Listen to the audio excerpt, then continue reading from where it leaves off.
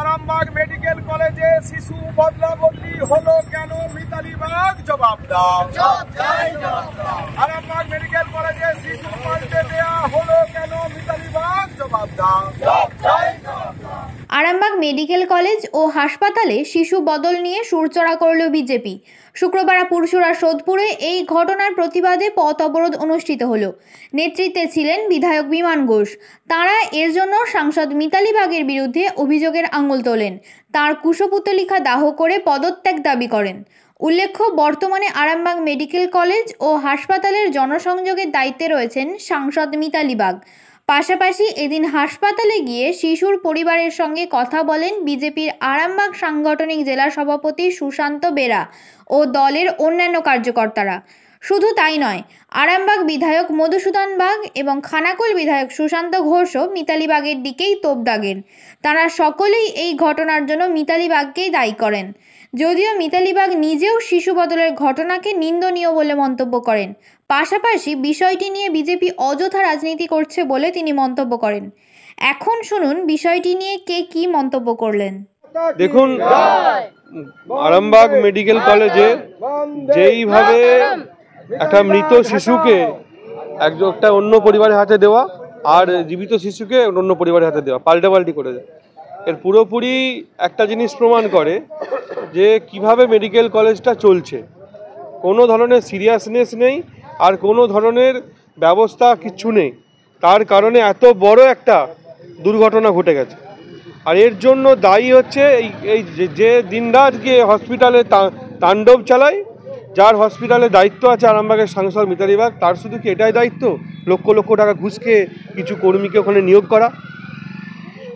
কোটি কোটি টাকা ইনকাম করছে হসপিটাল থেকে, ঘুষ খেয়ে ওখানে ছেলেদেরকে নিয়োগ করাচ্ছে। আর যখন শিশুর বিষয় আসছে তখন দেখুন কত অবহেলিত কোনো সিস্টেম। এখন বলছে তদন্ত হবে। ঘটনাটা ঘটলো কেন? এর দায় আরামবাগের সাংসদকে নিতে হবে। শুধু পয়সা, লোকের কাছ থেকে পয়সা খেয়ে কর্মী ঢুকালে হবে না, এর দায়টাও নিতে হবে তাকে। পুরো দায়িত্ব নিতে হবে কেন ঘটনা ঘটলো। তারই প্রতিবাদে আমরা সোদপুরে আজকে এখানে বিক্ষোভ করছি। ওইসব থার্ডের কমিটি। ঘটনাটা ঘটলো কেন?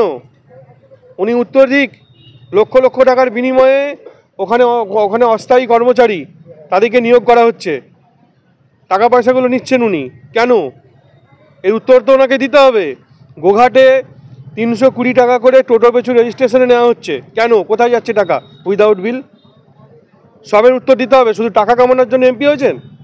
মানুষের সুখ দুঃখ, আজকে শিশু, বাঁচা শিশু চলে গেল এক জায়গায় আর মৃত শিশু চলে গেল এক জায়গায়, দায় কে নেবে? ওনাকেই নিতে হবে এবং মানুষকে উত্তর দিতে হবে। তার গতকাল মাটি থেকে কবর দেওয়া হয়েছিল, সেই অবস্থায় তুলে নিয়ে আসা। হ্যাঁ, তো প্রমাণ লোপাটার চেষ্টা করা হয়েছিল। তারপরে বিরোধীদের চাপে আজকে এই কাজ করতে হচ্ছে, তুলে নিয়ে এসে ইনভেস্টিগেশন যেতে হচ্ছে। এই কেসে শেষ দেখে ছাড়বো, হাইকোর্ট পর্যন্ত যাবো আমরা। সারা পশ্চিমবাংলায় শিশু চুরি চলছে। এর বাচ্চা ওর ঘরে ওকে দিয়ে দেওয়া হচ্ছে, মৃত বাচ্চা কবর থেকে তুলে আনা হচ্ছে। কি চলছে এটা? এই নোংরামো মানুষ সহ্য করবে না।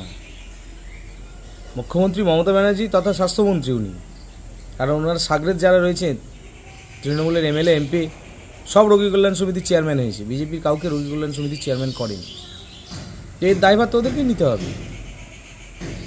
মানুষ কোথায় যাবে? নিরাপত্তা কোথায়? এমপি তো শুধুমাত্র টাকা তুলতে ব্যস্ত হাসপাতাল থেকে। কোথায় ভ্যাকেন্সি আছে, কোথায় খাবার থেকে টাকা তুলতে হবে, কোথায় ওষুধ বিক্রি করতে হবে, এসব করতেই ব্যস্ত।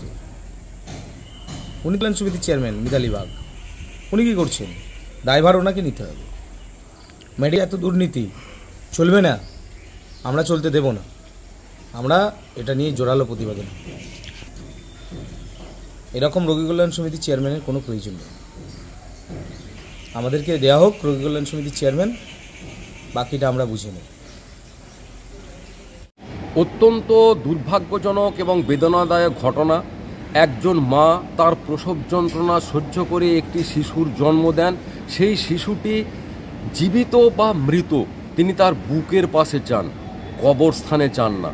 কার গাফিলতির জন্য শিশুটিকে কবরস্থানে যেতে হলো, এটা পুলিশ তদন্ত করে মৃতদেহ যখন উদ্ধার করতে পেরেছে, আশা করি পুলিশ কিন্তু ওই কবরের ভিতরের কাহিনীটাও খুঁজে বের করবে।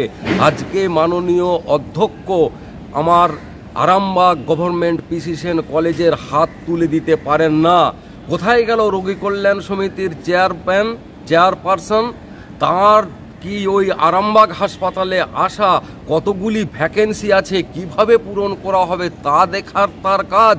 আজকে আরামবাগের মানুষ প্রশ্ন করছেন, যে পরম্পরাটা ছিল যে স্থানীয় বিধায়ক ওখানকার রোগী কল্যাণ সমিতির চেয়ারম্যান হবে, তার জায়গায় যাকে চেয়ারম্যান করা হয়েছে ওরা করেছে, গায়ের জোরে করছে, কোথাও ডাকছেন না, সব ঠিক আছে, কিন্তু এর দায় কিন্তু তৃণমূল কংগ্রেস এড়াতে পারেন না।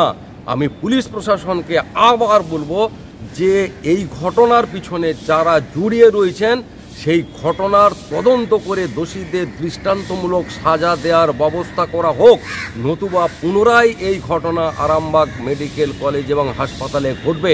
পুনরায় যেন আরজি করের মতো ঘটনার তদন্ত চাপা পড়ে না যায় সে বিষয়ে আরামবাগবাসী এখন থেকেই হাসপাতালের দিকে, যেটা গরিবের ভরসা আশ্রয়স্থল, সেই জায়গায় গরিবের যদি শিশু চুরি হয়, পুলিশ প্রশাসন যদি এর উপযুক্ত তদন্ত করে দোষীকে চিহ্নিত করতে না পারেন, তৃণমূল কংগ্রেস হাত তুলে দেবে, সেটা স্বাভাবিক আছে। দায় এড়াবে, সেটাও স্বাভাবিক আছে। তাদের খবর নেওয়ার হাসপাতালে আসার মূল উদ্দেশ্য একটা কাটমানি কোথা থেকে আসবে, রোজগার কোথা থেকে হবে, তার জন্যই আসে। তারাও কিন্তু দায় এড়াতে পারেন না। জনগণ কিন্তু সতর্ক নজর রাখছে, এটা বলে দিলাম। এখন আরামবাগের মানুষ রোগী কল্যাণ সমিতির চেয়ারপারসন সম্পর্কে বলছেন, তোমার দেখা নাই রে, তোমার দেখা নাই। শুধু তাই নয়, আরামবাগবাসী রোগী কল্যাণ সমিতির চেয়ারপারসনের পদ থেকে অতি দ্রুত তাকে ইস্তফা দেবার দাবি জানাচ্ছে। শিশু মৃত্যু নিয়ে আমি শুনলাম যে এখানকার যারা বিধায়ক আছেন, বিজেপির বিধায়করা দাবি করেছেন যে মিতালি বাগ ওর সাথে যুক্ত। শুধু দুটো কথাই বলবো যে তদন্তের মতো আগাচ্ছে, একটা কমিটি গঠন হয়েছে, পুলিশ প্রশাসন পূর্ণাঙ্গ সহযোগিতার হাত বাড়িয়ে দিয়েছেন এবং সেখানে যিনি প্রিন্সিপাল আছেন এবং এমএসবিপি আছেন ওনারাও সর্বত্র সহযোগিতা করছেন। প্রিন্সিপাল স্যার উনি বক্তব্য দিয়েছেন। তারপরও যে কথাটা বিশেষভাবে এখন আসছে যে বিজেপির বিধায়করা বলতে চাইছেন মিতালি বাগ ওখানে 100-100 যুক্ত।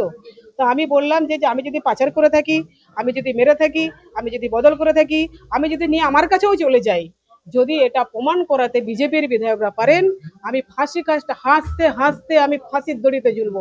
আর যদি প্রমাণ করতে না পারেন বিজেপির বিধায়করা, ঝুলতে পারবেন তো ফাঁসি কাটে?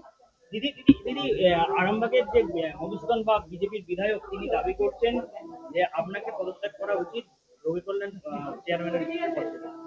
আমার মনে হয় ওনার মতিভ্রম হয়েছেন। আমি রোগী কল্যাণ সমিতির চেয়ারম্যান নই, আমি জনসংযোগকারী। পদটা কিন্তু অনেক চেঞ্জ করেছেন। সেই চেঞ্জটা যে হয়েছে সেই চেঞ্জের সম্পর্কে ধারণাই নয়। আমি একজন জনসংযোগকারী, মানুষের সাথে জনসংযোগ করব। আগে পদটা কি বুঝুক, তারপরে তো অভিযোগ করবেন। আর বিজেপি মানে হাতে কোনো কাজ নেই। আবার বলছি, যেই ঘটনা ঘটেছে ওটা কিন্তু নিন্দনীয় ঘটনা, ওটা অত্যন্ত দুঃখের ঘটনা, অত্যন্ত মর্মান্তিক। সেইটা নিয়ে বড্ড বেশি রাজনীতি করছেন। আমার মনে হয় বেশি রাজনীতি করছেন মিতালি বাগকে নিয়ে, কারণ কাজ তো কিছু নেই। মিতালি বাগ এ প্রান্ত থেকে ও প্রান্ততে ছুটে বেড়াচ্ছে, গাত্ত জ্বালায় মরে যাচ্ছে। যত জ্বলবে, যত ফুলবে, তত আমাদের ভালো লাগবে। জ্বলতে জ্বলতে জ্বলনের মলম নাই, জ্বলতে জ্বলতে প্রদীপের তেল শেষ হয়ে গেলে দেখবেন ওই জলটা ধপাক করে নিমিয়ে যাচ্ছে। আমি বলবো যেটা হয়েছে সেটা পূর্ণাঙ্গ তদন্ত চলছে, অবশ্য তদন্ত কিছু বেরিয়ে আসবে। যে বা যারা যুক্ত অবিলম্বে তাদেরকে কঠোর শাস্তির দাবি আমি নয়, আমরা সবাই করেছি। আরো বিস্ফোরক অভিযোগ করেছে আপনি যে প্রতিদিন প্রায় সময় দেখা যায় যে মেডিকেল কলেজে আপনি ভিজিট করতে যান। আমি বাচ্চা চুরি করতে আসি, ওনাদের কোথায় আমি বাচ্চা চুরি করতে আসি প্রমাণ করুক। ওনাদের কোথায় আমি শিশু বদল করতে আসি প্রমাণ করুক। ওনাদের কোথায় আমি বাচ্চা নিয়ে চলে যাই আমার বাড়িতে রেখেছি সেটা প্রমাণ করুক। ওনারা রিক্রুটমেন্ট কারা করেছে দেখুক, আর কাদের লোক ওখানে বেশি আছে দেখুক। আর যারা আমি বলতে বাধ্য হচ্ছি, যারা বেশি করে এখন খবর নিয়ে মাতামাতি করছে তাদের লোকই তো ওখানে ঢুকে বসেছে, তাদের দায়বদ্ধতা কোথায়? যারা কাজে ওখানে ঢুকিয়েছে তাদের দায়বদ্ধতা কোথায়? যারা আজকে খবর নিয়ে বাজারে বিক্রি করছে তারা ওখানে সার্ভিস করেন, যারা সার্ভিস করেন তাদের দায় নেই? কার দিকে ডাইটা ঠেলে দিতে চাইছেন, কিন্তু ওইসব ছেড়ে দেন। মিতালি বাগের ওপরে যে ওনারা আওয়াজটা তুলেছেন যে আমি যুক্ত, ওটা আগে প্রমাণ করুক, সব ফেলে দিয়ে ওটা প্রমাণ করুক। আমি কিন্তু ফাঁসির দড়িতে ঝুলতে রাজি, আর প্রমাণ যদি না করতে পারে 4টে বিধায়ক ঝুলবে তো? এটা কিন্তু প্রশ্ন বড়। শীততাপ নিয়ন্ত্রিত অত্যাধুনিক রেস্টুরেন্ট ময়ূখ রেস্টুরেন্ট। এখানে পাবেন চাইনিজ, পোলাও, বিরিয়ানি, তন্দুরি সহ সমস্ত রকম খাবার। এছাড়াও কাস্টমারদের সুবিধার্থে হোম ডেলিভারির বিশেষ ব্যবস্থা রয়েছে। পাশাপাশি যে কোনো অনুষ্ঠানের জন্য ভাড়া দেওয়া হয়। আমাদের ঠিকানা থানাকুল হেলান সংলগ্ন তিলক চক। Phone number 8617492616 9732162360। সেরা খাবারের স্বাদ পেতে আজই আসুন ময়ূখ রেস্টুরেন্টে।